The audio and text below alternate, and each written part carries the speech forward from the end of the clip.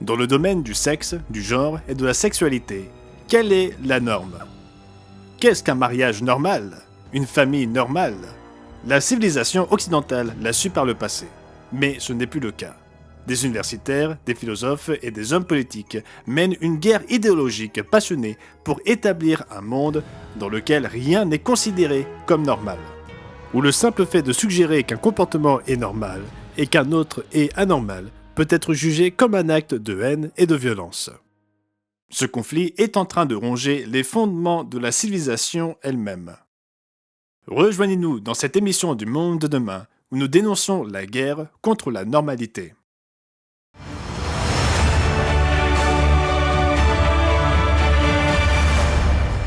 Nous vous souhaitons chaleureusement la bienvenue au Monde de demain où nous vous aidons à donner un sens à votre monde à travers les pages de la Bible. Dans Jérémie 10, verset 23, nous y lisons une déclaration d'une grande importance. « Je le sais, ô Éternel, la voix de l'homme n'est pas en son pouvoir. Ce n'est pas à l'homme, quand il marche, à diriger ses pas. » Notre sujet d'aujourd'hui illustre la vérité de cette affirmation et la tragédie qui affecte l'ensemble de la civilisation lorsque nous l'ignorons. Nous avons posé la question au début, en matière de genre, de sexualité, de mariage et de famille, quelle est la norme? Nombreux sont ceux qui ne peuvent plus répondre à cette question en raison d'une guerre de longue haleine contre tout ce qui est normal. En fait, nous sommes dans la phase finale de cette guerre en Occident, ce que nous allons démontrer aujourd'hui. Autrefois, nous savions ce qu'était la normalité. Du moins, nous le pensions, n'est-ce pas? Le mariage était un engagement à vie entre un homme et une femme, définissant la famille et créant l'environnement le plus sain pour élever des enfants. L'humanité était composée d'hommes et de femmes, et les rapports sexuels devaient avoir lieu entre un homme et une femme, ce qui était une évidence biologique. Tel était notre monde il y a encore 20 ans. Mais aujourd'hui, le simple fait de demander ce qui est normal choque beaucoup de gens, et peut choquer certains d'entre vous. C'est parce que nous vivons les dernières étapes d'une guerre contre la normalité. Les ingénieurs sociaux mènent une campagne agressive depuis plusieurs décennies, cherchant à éradiquer toute idée que certaines façons de vivre sont normales et d'autres anormales. Et comme la normalité est en train de perdre cette guerre, un monde anormal remplit rapidement l'espace laissé derrière elle.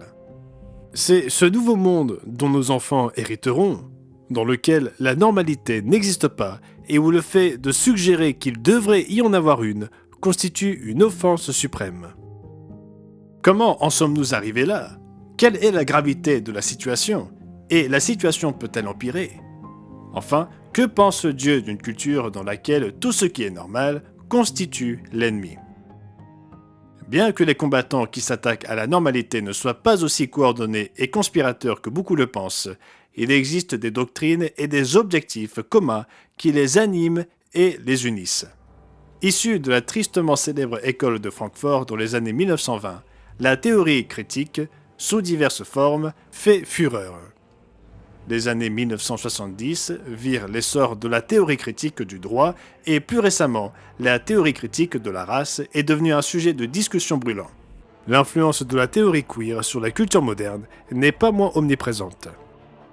La théorie queer cherche à déconstruire les modes de pensée traditionnels, à renverser les normes largement répandues et à définir l'ensemble de la société comme un jeu de pouvoir entre les opprimés et leurs oppresseurs. Développée dans les programmes d'études LGBT et d'études de la femme des universités du monde occidental, la théorie queer se concentre sur la déconstruction de la sexualité et du genre. Et par conséquent, de tout ce qui est affecté par ces facettes de la vie telles que la structure familiale. Les universitaires imprégnés de ces idées cherchent à renverser ce qui était considéré comme normal et à célébrer des idées et des pratiques qui étaient auparavant anormales. Pour eux, il ne suffit pas que la société accepte ou autorise l'éventail le plus large possible de comportements sexuels et de construction de genre. Leur objectif est de rendre queer entièrement le discours, c'est-à-dire de modifier la pensée dominante de sorte que plus rien ne soit considéré comme normal ou anormal. Par exemple, Roberta Chevrette de l'Université de la Middle Tennessee State a écrit sur la nécessité de rendre queer la communication familiale, en changeant les discussions au sein des familles pour que l'hétérosexualité ne soit plus considérée comme normale dans les familles. L'objectif de ces ingénieurs sociaux est de modifier la pensée sociétale afin que toutes les formes d'activité sexuelle soient considérées comme également normales. Le queering de la communication a progressé à un rythme soutenu. En fait, les ingénieurs sociaux s'attendent à ce que nous parlions une langue différente avec un vocabulaire différent. Contrôler une langue, c'est contrôler un peuple. Les préjugés à l'encontre d'une sexualité et d'une expression de genre normale et saine se traduisent essentiellement par un nouveau vocabulaire. En connaissez-vous les termes ? Parce que vos enfants, s'ils ont fait des études supérieures, les connaissent probablement. Et de leur côté, vos enfants plus jeunes s'y familiarisent de plus en plus. Plus important encore, ceux qui conçoivent les politiques et les programmes scolaires en sont certainement familiers. L'un de ces nouveaux termes est hétéronormatif. À la mi-2023, le dictionnaire Larousse le définit comme quelqu'un dont le désir sexuel le porte vers des individus de sexe opposé et non vers des individus de même sexe que lui. Et une recherche sur Internet suffit à montrer que la pensée hétéronormative, c'est-à-dire le fait de penser que l'expression normale de la sexualité se fait entre un homme et une femme, n'est plus une pensée juste. En effet, si vous pensez que les relations sexuelles entre hommes et femmes sont plus normales que les autres, vous êtes considéré comme coupable d'hétérosexisme. De même, si vous êtes un homme ou une femme qui, comme presque tous les êtres humains, se considèrent toujours comme étant du même genre que votre genre biologique, il ne faut plus vous appeler un homme ou une femme. Désormais, vous devez vous qualifier comme un homme cisgenre ou d'une femme cisgenre, pour vous démarquer d'un homme transgenre ou d'une femme transgenre. Si vous êtes un homme qui pense que se désigner comme un homme cisgenre au lieu d'un simple homme est un peu étrange, eh bien attention, vous êtes coupable maintenant de cisgendérisme. De plus, vous feriez mieux de ne pas penser qu'il est normal pour quelqu'un dans un corps masculin de penser qu'il est un homme, parce que si vous le faites, vous pratiquez la cisnormativité. Comment osez-vous penser qu'il y a une sexualité normale, un lien entre le sexe et le genre, une structure familiale qui est normale ? Pour avoir un aperçu de comment la sexualité et la structure familiale normale ont été transformées en problème, il suffit de regarder, croyez-le ou non, le mouvement Black Lives Matter. Alors que le mouvement Black Lives Matter a fait la une de l'actualité mondiale à la suite de la mort de George Floyd, certaines personnes intéressées par la cause ont été troublées par ce qu'elles ont découvert sur la rubrique à propos du site internet de l'organisation. Sous la rubrique « Ce que nous croyons », il est déclaré par le mouvement Black Lives Matter. Nous sommes introspectifs et faisons le travail nécessaire pour démanteler le privilège du cisgenre. Nous perturbons la structure familiale nucléaire prescrite par l'Occident. Et nous favorisons un réseau d'affirmation queer.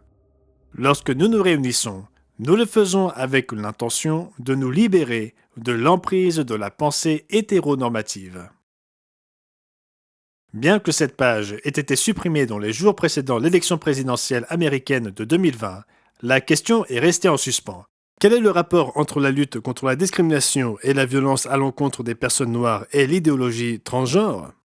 Pourquoi soutenir la vie des personnes noires nécessiterait-il également de s'opposer à l'hétéronormativité ou aux structures familiales traditionnelles ?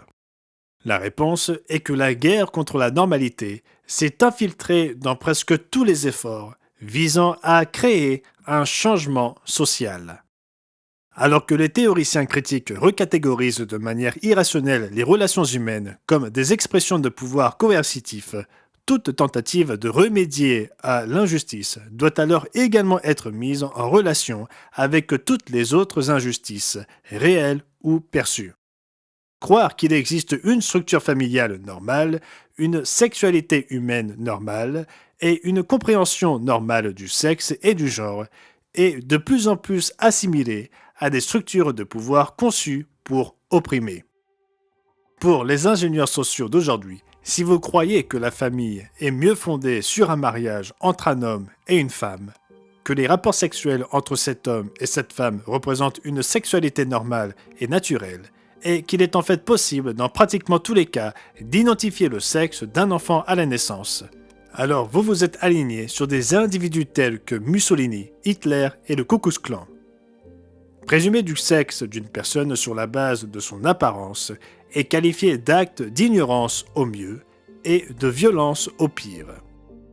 Si une jeune fille est tourmentée par l'idée qu'elle pourrait être transgenre, l'aider à se sentir plus à l'aise en tant que fille, c'est commettre le péché de thérapie de conversion. Mais si la situation est mauvaise, elle est loin d'avoir atteint son paroxysme. En fin de compte, la guerre contre la normalité est une guerre contre les limites. Les êtres humains aspirent à la liberté sexuelle sans être liés, contraints par des règles, des définitions, des lois, voire par la honte, afin de définir la sexualité sur la base des seuls désirs individuels. Ainsi, les bornes qui cantonnent les relations sexuelles dans le cadre du mariage doivent tomber. Les bornes qui définissent le mariage comme l'union d'un homme et d'une femme doivent tomber. Et les limites qui définissent les différences entre les sexes ou les genres doivent tomber. Il reste cependant au moins une limite, une terre où la guerre contre la normalité n'a pas encore été conquise, mais qui est assiégée et peut tomber à tout moment. Heureusement, beaucoup considèrent encore l'enfance comme une période de protection contre les incursions de la liberté sexuelle moderne. Pourtant, nombre de nos supérieurs autoproclamés estiment que cette frontière doit elle aussi tomber. Prenons l'exemple de l'afflux de contenu sexuel dans les bibliothèques scolaires. Aux États-Unis, l'American Library Association constate que 9 des 10 livres les plus contestés dans les bibliothèques scolaires en 2021 l'ont été en raison de leur contenu sexuel et de leur nature explicite. Le livre le plus contesté, que nous ne nommerons pas, afin de ne pas risquer de le promouvoir accidentellement, contenait des images que toute personne raisonnable considérerait comme pornographiques. Il n'y a pas si longtemps, un enseignant qui aurait montré un tel livre à un enfant aurait été qualifié de pédophile et de prédateur sexuel, et cet enseignant aurait été sanctionné ou licencié. Considérez également le phénomène des ateliers de lecture sous l'égide des drag queens, au cours desquels des hommes déguisés en femmes, souvent habillés de façon extravagante et parfois sexuellement suggestive, font la lecture d'histoires aux enfants dans les bibliothèques et autres lieux.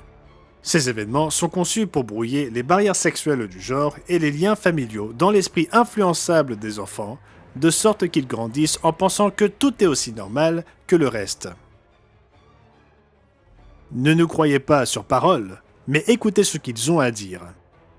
Dans la revue universitaire Curriculum Inquiry, Harper Keenan, chercheur en pédagogie critique, et une drag queen organisatrice d'événements, connue sous le nom de Little Miss Hot Mess, contribua à un article intitulé « Pédagogie de la drag queen, la pratique ludique de l'imagination queer dans la petite enfance ».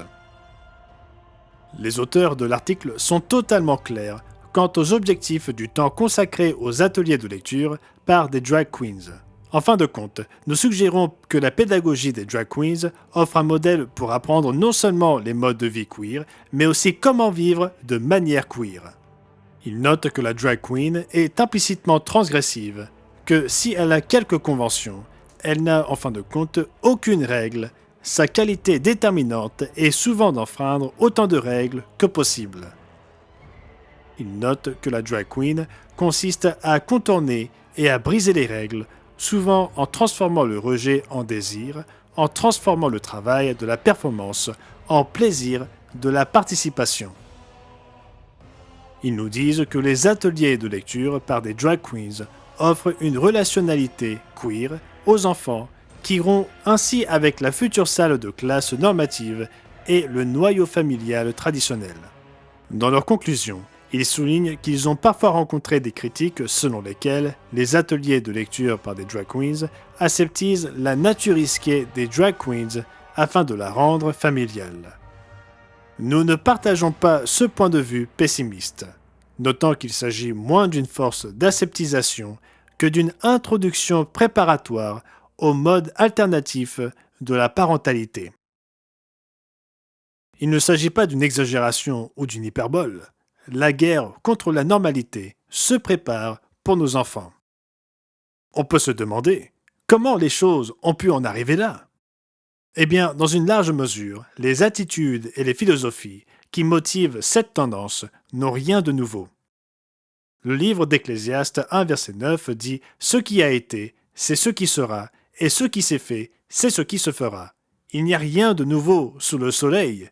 S'il est une chose dont on dise « Vois ceci, c'est nouveau », cette chose existait déjà dans les siècles qui nous ont précédés. En effet, l'attaque contre les barrières sexuelles à ne pas franchir entre enfants et adultes remonte à des philosophes et à des universitaires dont les idées contribuèrent à jeter les bases de la théorie queer d'aujourd'hui. En 1977, des esprits prétendument éclairés, tels que Paul-Michel Foucault, Jean-Paul Sartre et Jacques Derrida, signèrent une pétition adressée au gouvernement français afin d'autoriser des adultes à entretenir des relations sexuelles consensuelles avec des enfants. Comme le rapporte le journal The Guardian, ces intellectuels exigèrent que la loi française devrait reconnaître le droit des enfants et des adolescents à avoir des relations avec la personne de leur choix. Le même article fit état des positions du philosophe et auteur français Tony Duvert dans les années 1970, qui loue la grande aventure de la pédophilie et s'insurge contre le fascisme des mères. Selon la maison éditoriale anglaise MIT Press, le livre de Duvert, Journal d'un innocent, paru en 1976, se termine par une construction à la fois fantaisiste et rigoureuse d'un monde à l'envers dans lequel les sexualités marginales sont devenues la norme. N'est-ce pas de plus en plus le monde dans lequel nous vivons? Un monde sans dessus-dessous dans lequel le marginal est devenu la norme. Le monde qui fait tomber les barrières n'est pas le monde voulu par Dieu.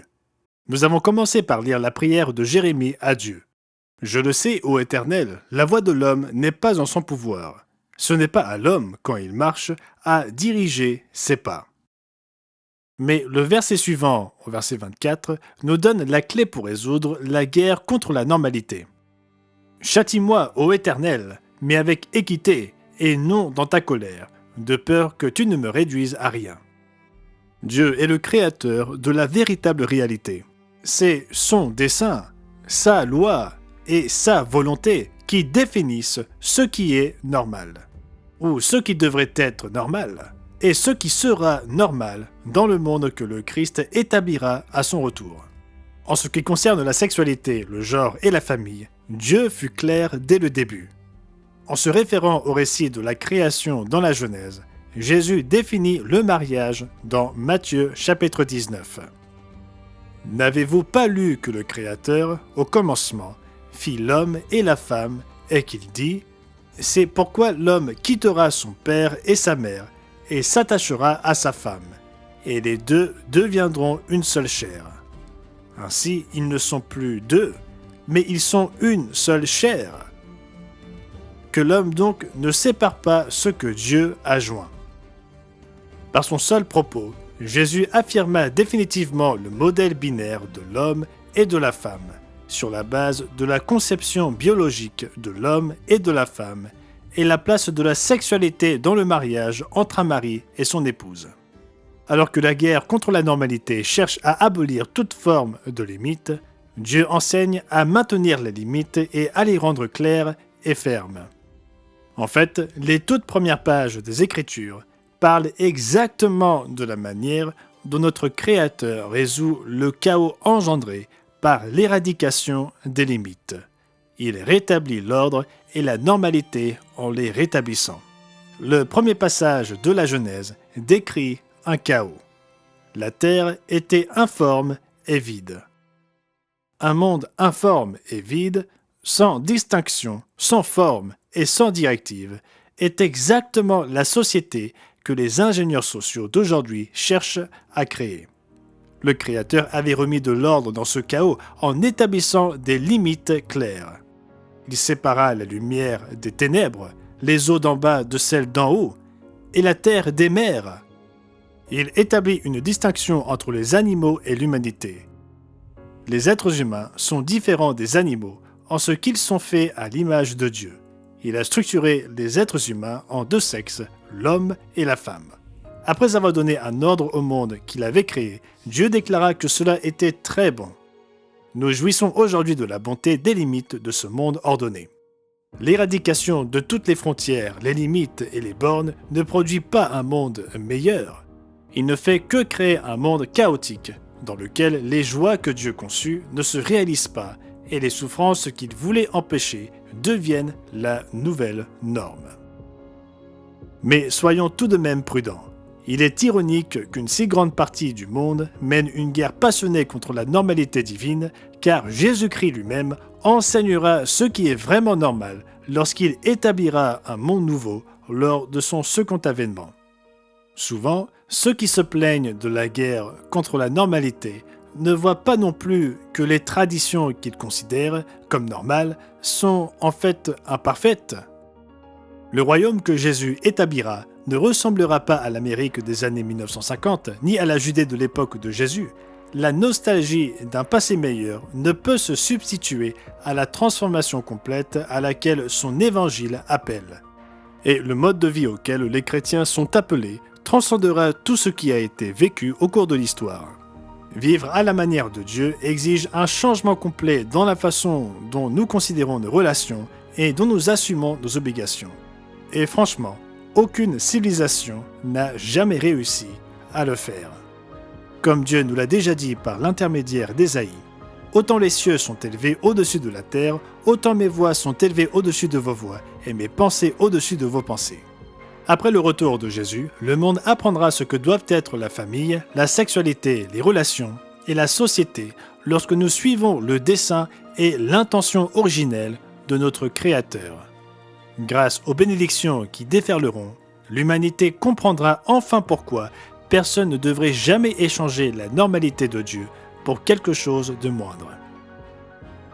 C'est ce temps à venir que nous proclamons ici au monde de demain. Si vous voulez dans votre propre vie commencer à rechercher les valeurs du monde de demain, discerner la folie de ce monde d'aujourd'hui est un excellent début. Merci d'avoir regardé notre émission du monde de demain. Nous travaillons d'arrache-pied pour vous aider à donner un sens à votre monde à travers les pages de la Bible. Si vous êtes intéressé par l'offre d'aujourd'hui, veuillez cliquer sur le lien dans la description pour obtenir votre propre exemplaire gratuit. Et si vous aimez ce contenu, n'hésitez pas à vous abonner et à cliquer sur la cloche pour être informé de nouvelles publications.